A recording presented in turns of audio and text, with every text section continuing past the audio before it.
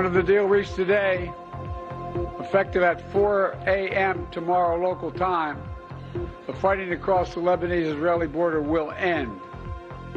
It can also help us to end the conflict in Gaza. In particular, Hamas will know that it can't count on other fronts opening up in the war. Joining me tonight to discuss the news in the Middle East, the former US ambassador to Lebanon, David Hale, and with me here in the studio, Behnam Ben Taleblu. He is the senior Iran analyst at the Foundation for Defense of Democracies.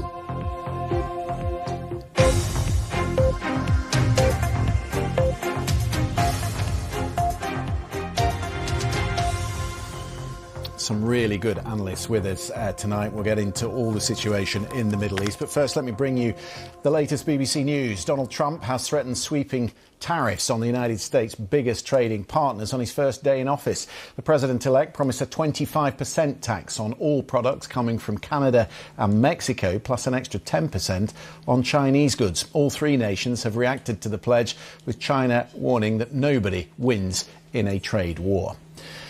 The Egyptian authorities say rescue teams have found 5 people alive after a tourist boat sank in the Red Sea on Monday, despite warnings about bad weather. However, 4 bodies were also recovered, which means 7 people who were on board the ship are still unaccounted for.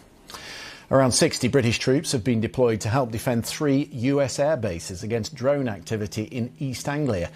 Several drones were spotted flying above bases over a 3-day period last week. It's not clear who was responsible for the incursions, but there are concerns a state actor might be involved. Here, the car company which owns Vauxhall has announced plans to close its van-making plant at Luton in an attempt to consolidate its electric vehicle production line. It comes as the UK is set to confirm it will consult on relaxing rules designed to phase out new petrol and diesel cars in a bid to increase EV sales.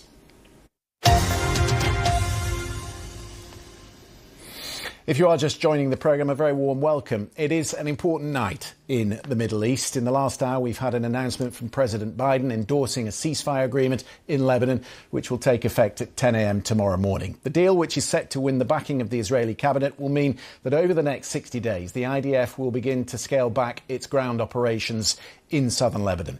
But tonight, the Prime Minister Benjamin Netanyahu warned that Israel reserved the right to respond should Hezbollah fail to abide by the terms set down in the agreement.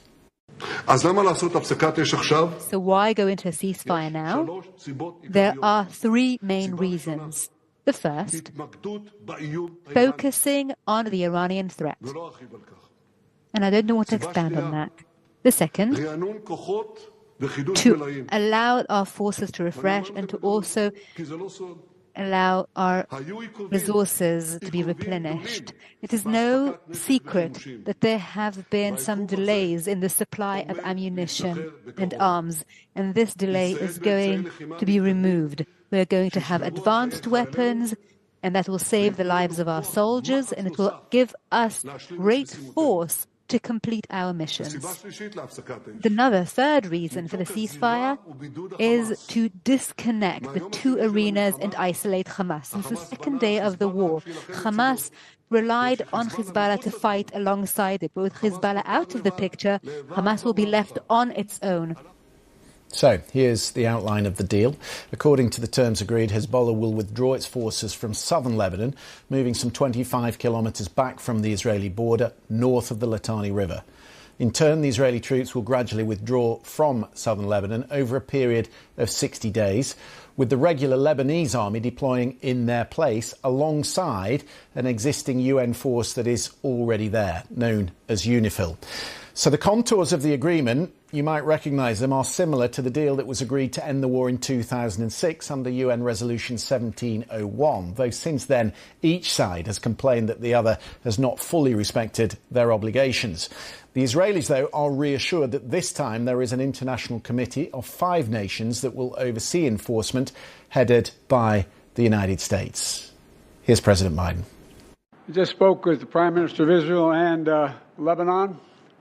I'm pleased to announce that their governments have accepted the United States proposal to end the devastating conflict between Israel and Hezbollah. I want to thank President Macron of France for his partnership in reaching this moment. For nearly 14 months, a deadly conflict raged across the border that separates Israel and Lebanon. A conflict that began the day after the October 7 attack by Hamas on Israel. Hours later, at 2 a.m. in the morning, Hezbollah and other terrorist organizations backed by Iran attacked Israel in support of Hamas. Let's be clear, Israel did not launch this war. The Lebanese people did not seek that war either, nor did the United States. Well, before we speak to our panel, let's get an update from our correspondents who are watching closely. First, from Frank Gardner, who is in Jerusalem. Not universal approval of this agreement, Frank, and a very fragile peace over the next few days.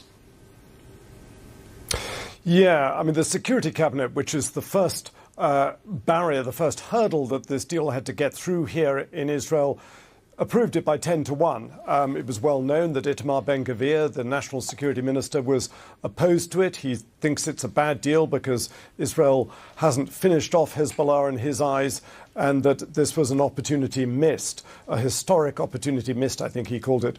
But it's pretty much, it's a done deal now. It's passed, it's going through, it's going to happen. It will come into force tomorrow. I think the difficult thing is going to be implementing it and stopping it being derailed, because there is enormous mistrust on both sides here. Many people in the north of Israel fear that this will simply allow Hezbollah to rearm, regroup, and build up to attack them again, perhaps in 2 years' time. Because remember, that's not the first time there's been a war between Israel and Hezbollah. The last big one was 2006. That ended with Hezbollah supposedly being held north of the Litani River. That didn't happen. So the big test now, and the first 60 days of this ceasefire, I think, will be an interesting indication of whether it has any chance of succeeding. The big test will be, can the UN and a bolstered Lebanese National Army impose enough security and peace and tranquility in the south of Lebanon to make sure that Hezbollah doesn't come back and Israel doesn't resume its airstrikes on that country? That's going to be the big test. Frank, in Jerusalem, thank you very much for that. Let's quickly go to Washington and speak to Rowan Bridge, who was watching the president's speech. It was a pretty optimistic take, I have to say, Rowan, from the president tonight. Still thinks the Abraham Accords can be negotiated, still thinks there's a future for a two-state solution. On what basis does he come to that sort of optimistic vision? Well, I mean, I think for Joe Biden, this is something of a foreign policy triumph. You know, he is in the waning weeks of this administration, and power and attention has started to move over towards Donald Trump. And for Joe Biden, this is something that can be a capstone to the end of his presidency. And I think he really has a sense of optimism that he can move forward beyond this. You know, Antony Blinken, the Secretary of State, earlier on today was saying that they hope that this leads to a de-escalation of tensions within the Middle East. And I think part of it really is the hope that this will then put pressure on Hamas and the situation in Gaza and basically force the issue for them now that Hezbollah have kind of been taken out of the picture, and that may force things forward on the Gaza front and the release of hostages there. Now, Joe Biden clearly hopes beyond that it will move on to a broader Middle East peace. Whether he's able to maintain that momentum behind it, I think is a very open question, because it is a very complex and there are a lot of moving parts there that really aren't lined up for a peace deal at the moment. Rowan Bridge in Washington, thank you very much for that. Well, let's get some reaction then from our panel. I should also say that Asaf Orion is with us. He's a fellow at the Washington Institute for Near East Policy. He's a former head of IDF Strategic Division. Also with us, David Hale. And here in the studio with me, Behnam is here. Let me start with you, Behnam, because one of the big questions has been whether Hezbollah would agree to a ceasefire while the war was still ongoing in Gaza, because Sheikh Nasrallah, who's dead, had said it was contingent on the war in the south ending. It hasn't. So why have they changed position? It's precisely right, and that's why an even bigger question is, what about the patron of Hezbollah, the Islamic Republic of Iran, which has been trying to bring on these multiple other theaters? Hezbollah on October 8th, the Iraqi Shia militias on October 17th, and the Houthis in Yemen starting October 19th, to be able to get a wider war in the Middle East going so that Israel would not be able to both politically and militarily win in Gaza. But Israel's military successes, as well as later on the coalition against these three fronts, has been able to get Hezbollah and its patron, the Islamic Republic of Iran, to at least disconnect the dots. So tonight is at least a political victory brought to you by a military victory by the IDF in the north, particularly when you're looking at what has been happening on the covert action front, as well as the significant military escalation against Lebanon proper since September. Okay. Brigadier Orion, you served in the IDF General Staff. You liaised with UNIFIL and the Lebanese army after a ceasefire was agreed in 2006. What makes you think that this agreement would be more successfully observed than the last one? Well, good evening. It's always good to hear that the ceasefire is on. But like in real life, after wedding comes marriage.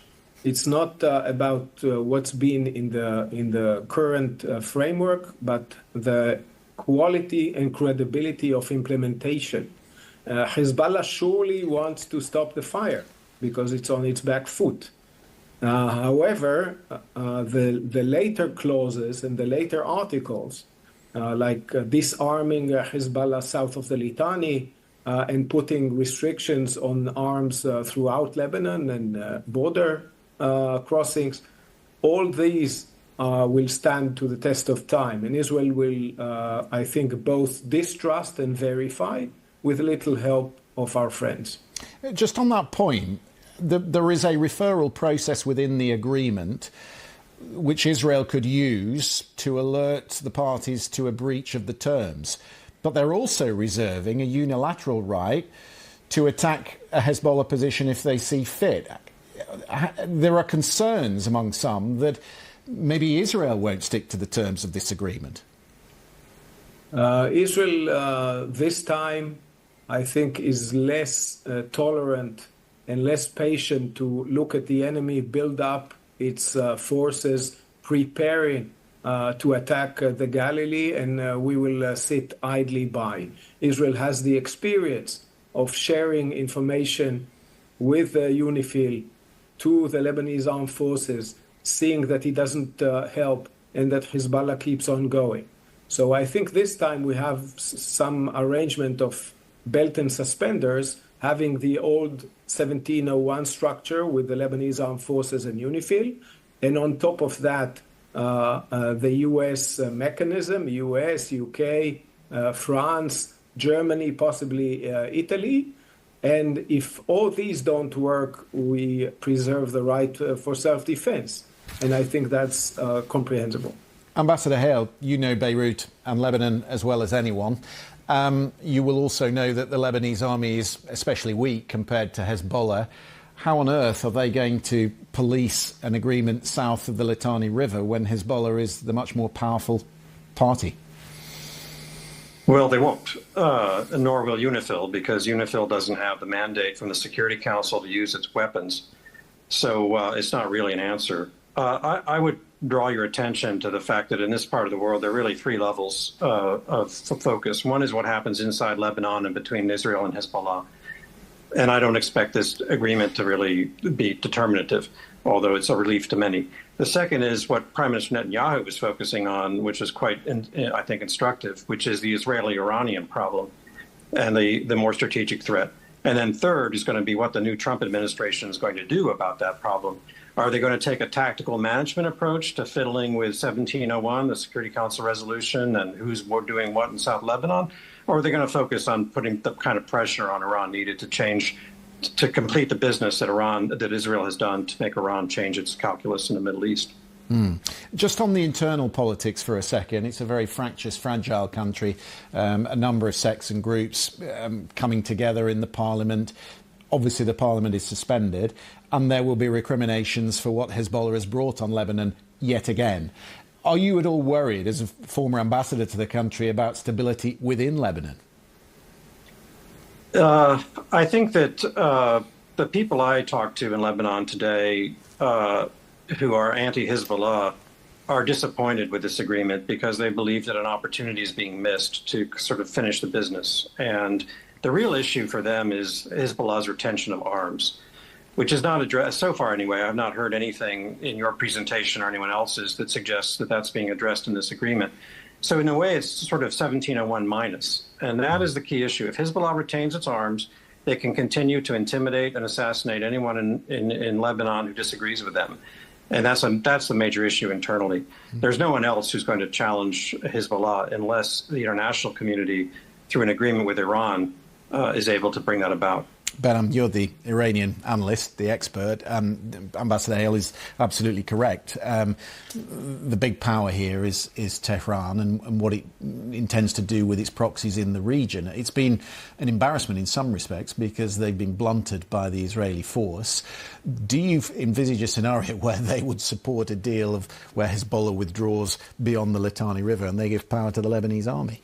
Perhaps need not to fully support such a deal, but to support a deconfliction agreement that allows the crown jewel of their entire terror proxy apparatus that they themselves style the axis of resistance, to allow that force to retain its weapons, to fight to live another day, to have this now be a war of political resolve, to see who can enforce both 1701, which is still active, as well as potentially those who are calling for a restoration or a full enforcement of the Constitution or the Taif Accords in Lebanon, as well as to see if Washington, even under the new administration, will even care, or if they will fully outsource this problem to the Israelis when it comes to policing and enforcing and paying attention to all the mechanisms that will have to go into place. Do you get some signal? There was some reporting this week that they were going to talk about ending their development of nuclear fissile material, uranium development to a nuclear level.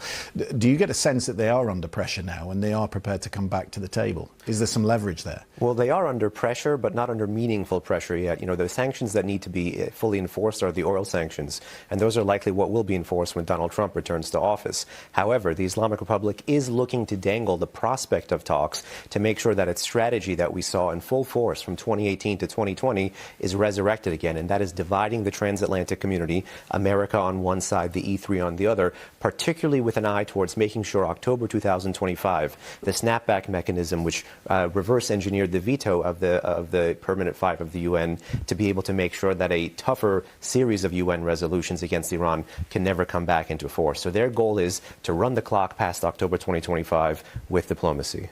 We have exactly the right people with us tonight to get into this in depth. We're going to do plenty more of that after this short break. Do stay with us.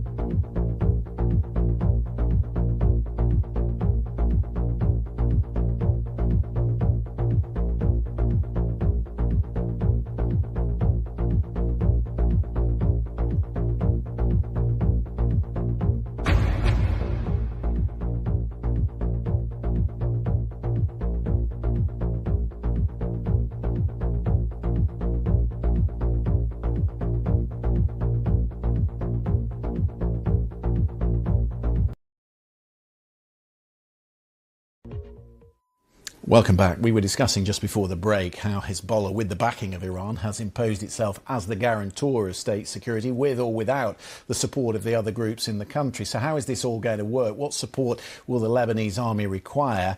And what comes next, then, for Lebanon's fractious political system? Here to discuss with us is Firas Magzed. He's a senior fellow at the Middle East Institute. Firas, thank you for joining us tonight. Your reaction to what we've been hearing from Prime Minister Netanyahu and Joe Biden. Yes, it's good to be with you here. I've heard this referred to tonight as an agreement. I would like to refer to it as a capitulation. To the question of what happens the day after in Lebanon as a result of this devastating war, let's be very clear, the majority of the Lebanese people, including Hezbollah's own support base, did not want to see Lebanon dragged into this war. And for months and months, Hezbollah's then Secretary General Hassan Nasrallah assured the Lebanese in speech after speech that this is only a support front and that the main show will remain in Gaza, and that Lebanon and Hezbollah had no interest in that. And so after all this devastation, after Hezbollah having now to capitulate and withdraw away from that border north of the Litani River, having to accept an American-led mechanism led by a general who is part of CENTCOM in the region, this is going to be highly embarrassing, and there's going to be a day of reckoning for Hezbollah in Lebanon once the ceasefire actually goes into effect. In what sense? What does that mean politically? Well, politically, it means that the various Lebanese parties and the various also alliances that had been in place before this war are no longer going to be there. We saw, for example, Hezbollah's crucial Christian ally distance itself from the group now, very much moving towards the center or even in opposition to Hezbollah. But also, there is a crucial need to rearrange the deck in Lebanon. You cannot implement this ceasefire simply by trying to have these various creative mechanisms, US-led and otherwise, in place, or enforce a curfew on the smuggling of weapons from Iran to Hezbollah. You need to elect a president in Lebanon, one that is a sovereign-minded president that would work with the Lebanese army and provided with the political cover it needs to help and implement this resolution together with the UN troops that are there and also the international community. You also cannot begin the task, the mammoth task of rebuilding, the reconstruction to the tune of billions of dollars if you don't have a reform-minded government. And so there is a need after the ceasefire to fully revamp the Lebanese body politics, and the international community has to be part of that. Just very quickly, on an independent leader, didn't we have that in Rafiq Hariri? He was assassinated, allegedly by the Syrians, who didn't want that sort of independence in Lebanon. Can Lebanon ever be free of the regional actors who want a role in its politics? No, I'm glad you asked that question, and that exactly is the danger of the moment. We are so focused on the conflict between Hezbollah, or Iran, I should say, Iran and Israel via Lebanon and via Hezbollah, that we're not looking at the domestic scene in Lebanon and the dangers that might be coming down the road. In the last major war between Israel and Hezbollah in 2006, we saw the group turn its weapons against fellow Lebanese in 2008, when a sovereign-minded government at the time tried to undermine Hezbollah's influence and power in the country. And so there really is the risk of something like that repeating, and that would require the international community, Arabs, so I'm thinking Saudi Arabia here, but also France and the United States, to be part of this transition and to help manage the domestic scene in Lebanon. Iran has to be engaged. The Saudis and the French have a working relationship with Iran. I think the region is going to have to deal with a much diminished Iran in the coming months and year. And there's a need to reintegrate Iran in a more manageable way in the region and in Lebanon. I think there's a need for backroom diplomacy here, which we haven't seen yet. Firas, always good to get your expertise. Thank you very much for that. Ambassador Hale, just respond to that for me. Well, Lebanon is a mirror on the Middle East. And while there's lots going on inside Lebanon, it's often, as I said, a reflection of trends that are larger than Lebanon alone. And the role that the United States, I think, should most effectively play right now, along with our friends in Europe and the Arab world, is to really press home the advantages that Israel has gained against Iran. The weaker Iran is, the less likely Hezbollah is able to dominate and keep a stranglehold on the political, military, and security front in Lebanon. So to me, that's where our focus should be, returning the maximum pressure, returning sanctions, rebuilding a coalition that's focused on that, intercepting Iranian weapons supplies, not just focusing on South Lebanon, but also the Syrian border where these weapons cross, as well as Iran's role beyond Lebanon. That's where we can be effective. And that's where the Iranian are weakest. That's where the Israelis are focused. That's where we should be. And then over time, the situation in Lebanon may be eased. I would not press, frankly, it's not our decision, it's Lebanese decision, but I would not press for elections on a presidential, on the president in Lebanon. I would wait until the balance of power is shifted more effectively against Iranian interests there. Brigadier Orion, listening to all I guess tonight, I sense we're at a tipping point here. There is an opportunity that presents with the ceasefire, but we're in a very, very dangerous place. Not least upholding the ceasefire, but in the steps that we take within Lebanon to maintain the peace. Israel's Lebanon problem is a wicked problem. It's all connected. It's connected to Lebanon's domestic issues. It's connected to Iranian interference. It's connected to Iranian logistics and arms industries. You need to untangle it in some way. I think in 1982, Israel lost its appetite for involvement in Lebanese politics. So our focus right now is on securing our borders, securing the safe return of our border communities, making sure that South Lebanon doesn't become again a threat to Israel, making sure that Lebanon as a platform doesn't become an active frontier of Iran's obsession to destroy Israel. And as my colleague just said, it's a question of how you systemically address the problem from its logistic rear and strategic home front in Tehran all the way to the coasts of the Mediterranean. Behnam, just briefly, very briefly, the Lebanese army, how do you bolster them? Well, the U.S. and the U.K. and the international community have been bolstering them to the tune of millions, if not more, dollars. The question is more training. The question may be more deconfliction. But I can see lots and lots of issues ahead with those who say, A, we've been given too much already and not get enough in return. They haven't done enough to patrol the border, not just with the south, with Israel, but also deconflict with UNIFIL, but also protect the border vis-a-vis Syria. Hezbollah has had essentially laissez-passer between Lebanon and Syria for the duration of the civil war. So those who want to bolster those Lebanese state institutions are going to have to make the case that we need to be in it for the long run. Our panel is staying here. We'll be right back after this short break. Don't go away.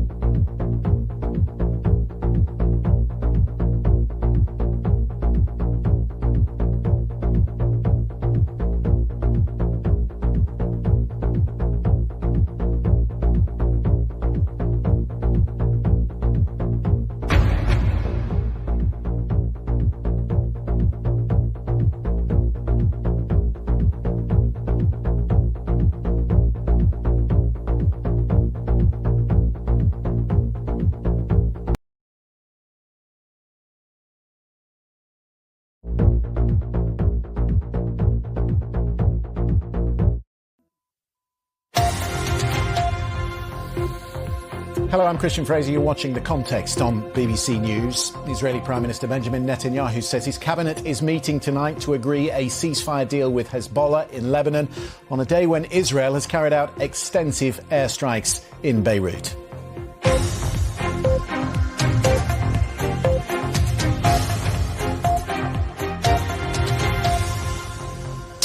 Just a couple of breaking lines of news while you're away from us during the break. First, we're getting news from Washington that France and the United States will lead efforts for capacity building, as they put it, of the Lebanese army. So I told you that the Lebanese forces would need to be bolstered. It appears that France and US are prepared to put more money into that.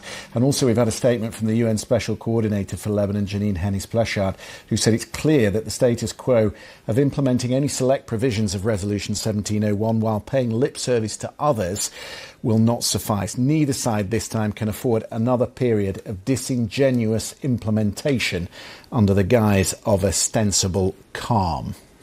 Why then, after months of negotiation, did this feel like the moment for Israel to agree a pause? It's pretty obvious from the exchanges over recent days that while Hezbollah is much diminished, it is not defeated nor entirely depleted of the immense firepower at its disposal. The other question is, why did Hezbollah and by association Iran suddenly drop their demand that any ceasefire in Lebanon be contingent on an end to the fighting in Gaza? We'll take those in turn. Our panel is still with us. Brigadier, let me start with you. What assurances can Prime Minister Netanyahu really give to the returning 60,000 people in northern Israel that they're safe? Over 200 missiles went over the border on Sunday.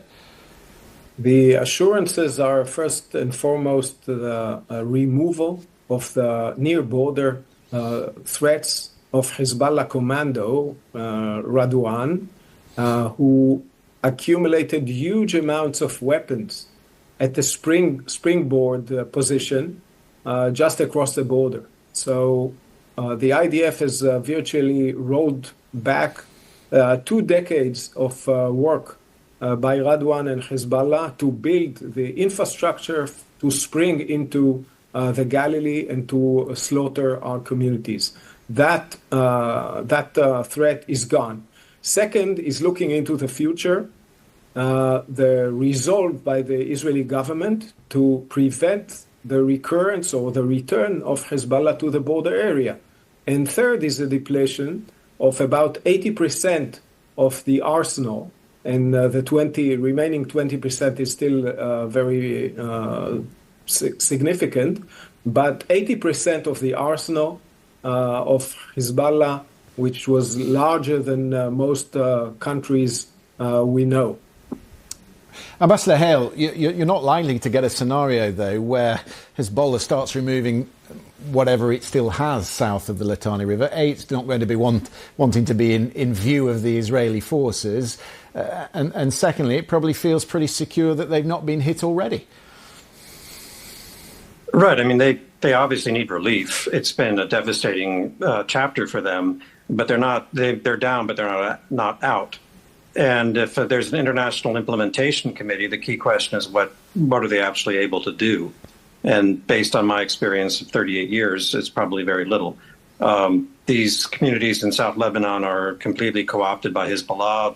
They're the recruitment ground for Hezbollah. Boys will be going back in their cars, unsearched, back into these villages. So, it isn't really changing anything. And to be honest, the Lebanese army is a fantastic organization. We've invested hugely in them. The problem isn't their military capacity. The problem is political will. And if they reflect the sectarian divisions of Lebanon, they can't confront Hezbollah unless Hezbollah agrees to be confronted. Otherwise, the army splits apart on sectarian lines. So, of course, the army's not going to do that. So the army's there as an alternative, not to confront. And that political equation, I have not seen anyone really identify, to me anyway, what path forward this administration or the next one, frankly, in Washington has in mind. And it really goes back to changing the power equation in the Middle East, which is about Tehran. And then you can deal with these localized problems more effectively than today. Behnam, in terms of the Iranian part of this equation, which we discussed in the last half hour, do you think that tonight, that because of the humiliation they suffered here, do you think there is a split within the proxies? Presumably there are some within the Hamas framework who feel abandoned by Hezbollah. Well, potentially within the proxies, but the larger challenge is between this proxy, meaning Lebanese Hezbollah, and again, its patron, the Islamic Republic. This is a lifeline the Islamic Republic is trying to establish this ceasefire agreement. It's a face-saving line of retreat, if you will, that allows that 20% that's left of the arsenal, which General Orion just mentioned, to be able to be safeguarded. For example, during this entire war, over a year, I've been looking rather closely at what Lebanese Hezbollah has been able to fire at Israel. There's anti-tank guided munitions, there's rockets, there's mortars, there's IRAMs, there's drones. But in terms of the most lethal systems, the precision-guided munitions, otherwise the kind of reverse-engineered ballistic missiles, the most dangerous stuff, the most far-reaching stuff, I've only been able to count 4. So one fears that some of the most lethal capabilities are those which have been held in reserve, and the Islamic Republic may be hoping for a post-2006 situation to say, you might not like the politics now, you might not like the optics now, but so long as the Islamic Republic doesn't feel that maximum pressure that Ambassador Hale talked about, it's going to try to find a way to recreate the post-2006 scenario by hook or by crook. General, how obviously there's a 60-day period here for the ceasefire to unfold and for the Israeli troops to withdraw. But how dangerous is it, as a former soldier who served with the IDF, how dangerous is it when you're withdrawing from territory? We got a social media post today from the IDF that they have reached the Litani River, so they've a long way back to retreat. How dangerous does that become? The first issue in the morning after a ceasefire is that you find yourself co-located with your enemy from very close ranges. Actually, in 2006, we had several incidents in which the IDF forces found themselves, walked into by retreating Hezbollah, coming out of their hideouts. So I do expect some rough patch in the beginning until they really decouple and disengage and move away. Then there is I would say, interpretational question on what is offensive operations that the two parties are not supposed to take now after the ceasefire. And I am sure that some of the operations, like engineering works and so on, will be seen by the Lebanese side as offensive. So there's a dispute ground there as well. A lot relies on the quality of the liaison and the communication between the parties, which in this case will be through UNIFIL, through Lebanese Armed Forces, and maybe by this new committee.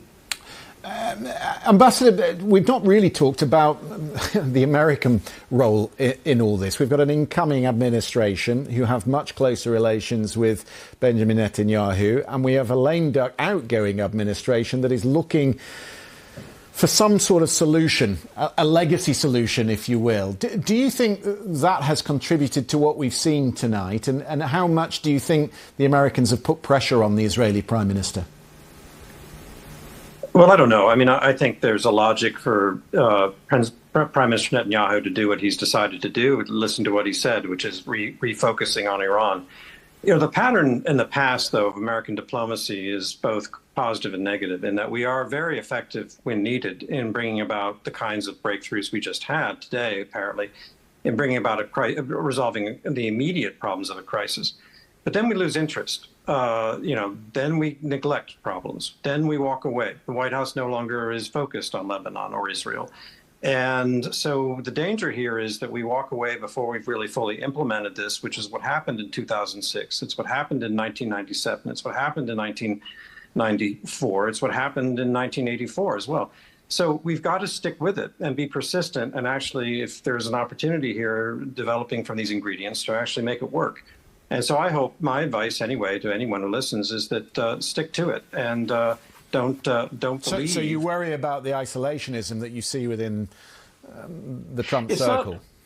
I don't like the word isolationism. It's a little bit loaded, but I would just say, and it's not unique to Trump. It's a pattern, as I just said, that goes back for 4 years. Mm-hmm. It's neglect. It's when a problem is solved, it's too hard. We don't want to be there to see it through. And that's key. It's persistence that's required right now to deal with this Iranian problem. And you still think that there is that potential for the Abraham Accords? When you talk about persistency and finding a solution in the region, does it flow through those Abraham Accords that Joe Biden spoke about tonight?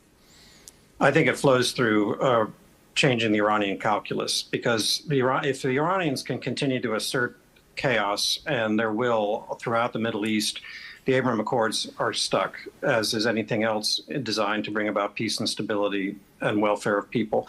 If we're able to turn the tables fully on Iran, and Israel's done an enormous job in that regard, then those other things need to be brought into play to consolidate the gains. Behnam's nodding in the studio. I'd like to get your thoughts, but I want to get some discussion on Gaza, and we're going to do that after the break. Stay with us. We'll be right back after this.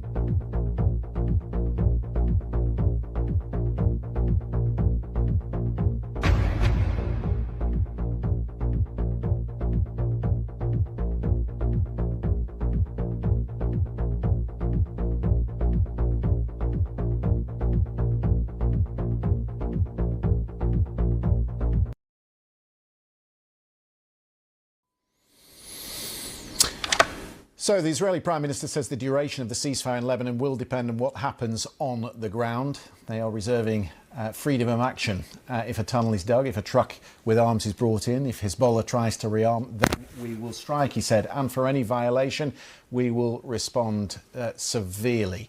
We'll discuss that very shortly, but I do want to talk about what this means for Gaza, because obviously the situation in Gaza is pretty dire, and there is no solution at the moment to end that conflict, although Joe Biden said the ceasefire discussions would continue. I mean, just in terms of the Gaza ceasefire, Qatar still playing a role, Turkey also keen to play a role in it. Where do you think we are with the Gaza ceasefire negotiation, and does this influence it in any way? Well, certainly this is a question of depending on where you stand, depends on where you sit, meaning those who may want to easily transfer a ceasefire to the north, the ceasefire to the south, will try to use this diplomatic momentum. But those who are part of the disconnect the dots school of politics here, give a little in one area to double down on another theater, may be quite keen to not do so. And when you do talk about the Gaza ceasefire, it is much more of a regional equation, like you mentioned, Turkey, Qatar, a whole host of other actors, because this was the main geographic theater that touched off the changes we've seen, and they've been radical in the post-October 7 Middle East. Yeah, Ambassador Hale says all solutions flow through Iran. Where does Tehran see things going in the coming months in respect of Gaza? That's right, because the Islamic Republic is the primary arsonist in the region, able to prey on failed states, conflict zones, chaos, downtrodden and dispossessed persons, to be able to put a gun in their hand and have them fire at people that Tehran wants to fire at. But they need to retain support for the proxies, and we've got a situation, tens of thousands of people now in Gaza under canvas in torrential rain, without food, without fuel. Is there a danger, as our other panellists have said tonight, that actually the proxies start to lose the support of the street? Or that in the medium to long term, the inability to translate a military success into a political solution leaves those downtrodden and dispossessed persons with no option but to fall prey to these entreaties by the world's foremost state sponsor of terrorism. Or wondering what it's all for. And lest we forget, the Islamic Republic has been active on multiple fronts of the Palestinian side of the equation. There was an arms smuggling thing recently intercepted via Jordan to the West Bank. Since 2020, the Israelis have been ringing the alarm bell that Gaza is not the only front that the Islamic Republic is trying to open against Israel here. There's the West Bank as well. General, there's obviously been condemnation of the ICC arrest warrant that was issued for Yoav Gallant and Prime Minister Netanyahu. But one of the elements of that arrest warrant is the lack of aid that's going in. And we've had the Jordanian Air Force tonight dropping 2 loads of food into Gaza for the first time in 5 months. No fuel for the ambulances and the fire brigade that respond to the airstrikes. It's a desperate, desperate situation, which Israel's critics would say they're not doing enough to prevent. Well, that's a fact-based question about how much aid is going into the Strip and how much of it is being distributed to the needy Gazans. In the first part, what I read is quite satisfying. On the second distribution part, there is an evident problem, much to do with the fact that Hamas is overtaking those trucks and then selling or reselling the products to make money and to finance its terror and military activity. Ambassador Hale, do you see any connection between what is going on in Lebanon now and the ceasefire negotiation, which will resume over Gaza? Does one impact the other? Well, the situations obviously are linked. I don't know about negotiation.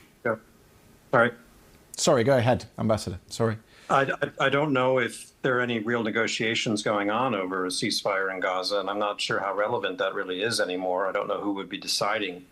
It seems like a bunch of gangs running Hezbollah, running Gaza at this point. And so the real question to me isn't the ceasefire. The question is what's going to happen once Israel has identified that there are no longer any military objectives that require to be dealt with. And that's where we've all, I think, fallen short. And there are 3 categories. I mean, there obviously has to be a security regime that is set up. And my guess is it's going to, frankly, fall in the IDF, at least in the medium term. Secondly is governance. And, that's anyone's question. And then third is the humanitarian relief and reconstruction goals. And you're not going to find major money coming in or being distributed in a safe and secure way until the security and political issues are at least beginning to be dealt with. And so we've got a lot of new realities and a lot of new thinking that's needed. And instead, I hear people talking about, Ramallah and Abu Mazen and 2-state solutions, which frankly, if you did opinion polls right now, my guess is no one in Gaza would be impressed by any of that.